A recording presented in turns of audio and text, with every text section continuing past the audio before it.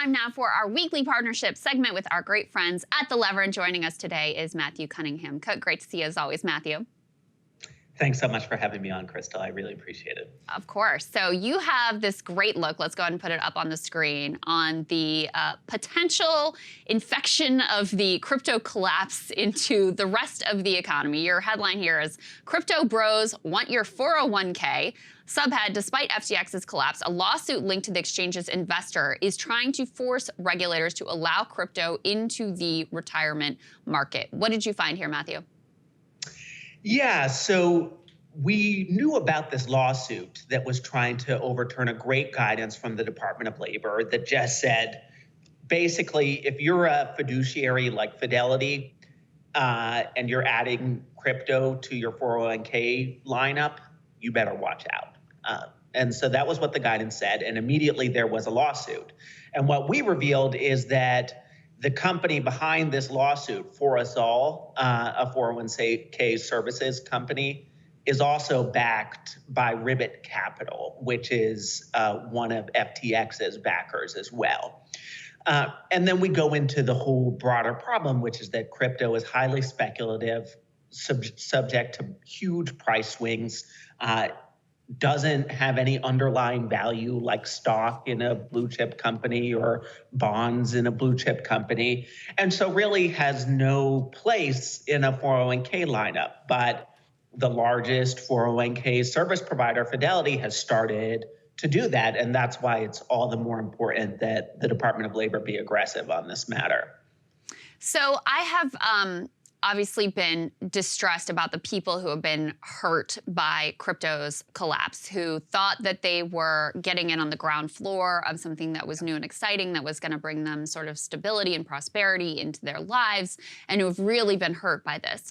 But I think the silver lining is that it happened when it did, because there has not been a lot of broader economic contagion, precisely because these crypto securities hadn't been integrated into things like 401ks.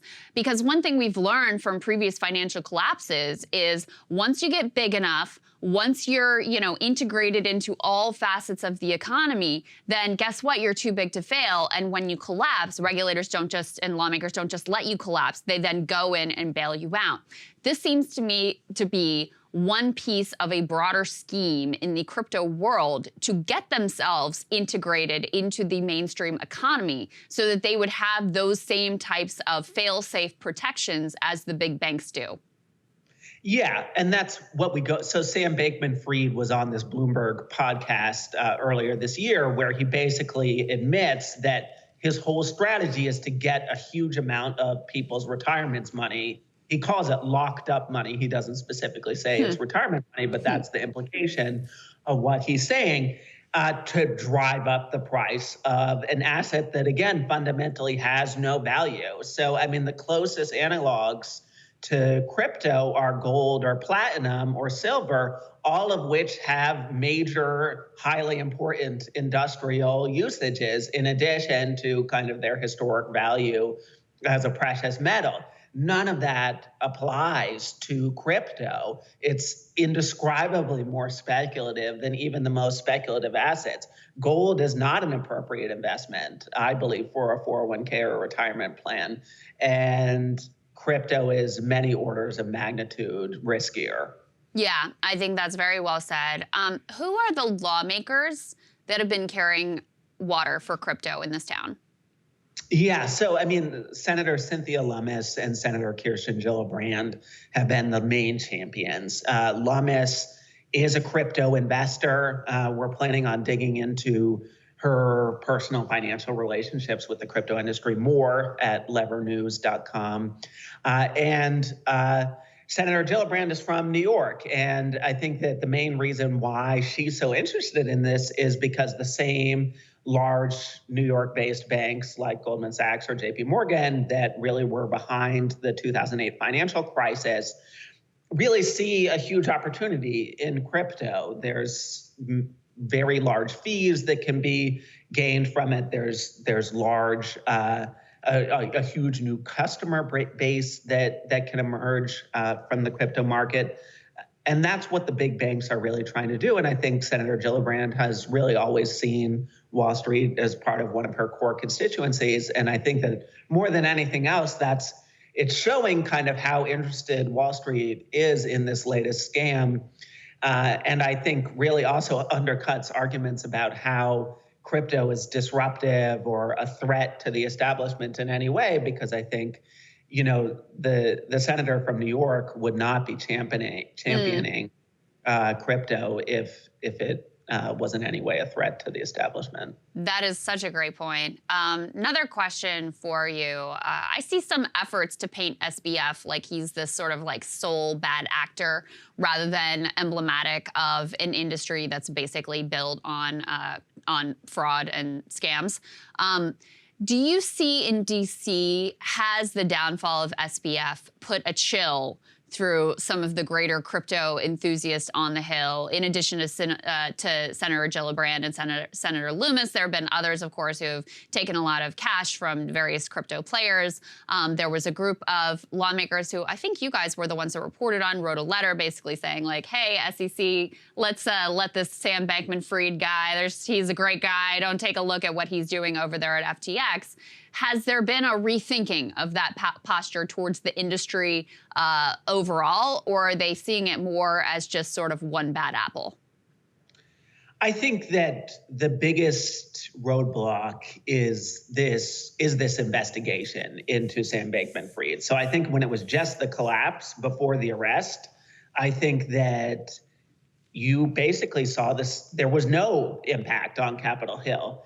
But now that he's been arrested and there's this investigation into his political straw donor scheme that has implicated some people like Sean McKelvey, I think that now you're going to see much greater scrutiny of the crypto contributions to Congress, and as a result, a slowing down of any type of pro-crypto regulation that helps integrate it into people's retirement funds. I think you're going to see that slowing down because Sam Bankman-Fried was the largest donor from the crypto industry on the Democratic side and potentially on the Republican side as well, due to his dark money contributions.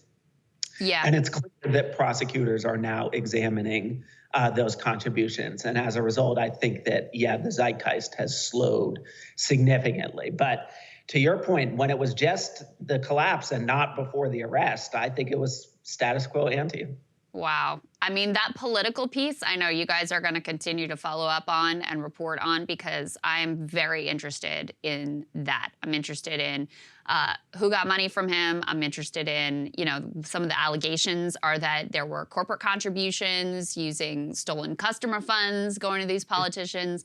There are allegations that they were using straw donors. So there are a lot of other pieces to come into place here and sort of players and names to be revealed. So I know you guys will be keeping your eye on that, as I will be as well. Absolutely. Thanks so much for having me on, Krystal. Great to see you, Matthew. Happy holidays. We'll see you again soon. Hey guys, ready or not, 2024 is fully upon us now, and Saagar and I have been brainstorming ways that we can really up our game for this critical election. Yeah, we rely on our premium subs to expand our coverage, to add staff, to upgrade the studio. We just want to give you the best independent coverage of this election, which is possible. So if you can help us out, become a premium subscriber today, breakingpoints.com, or the link is down here in the description video. It really means the world to us, and if you like what we're all about, this is the best possible way to keep us 100% independent, working only for you.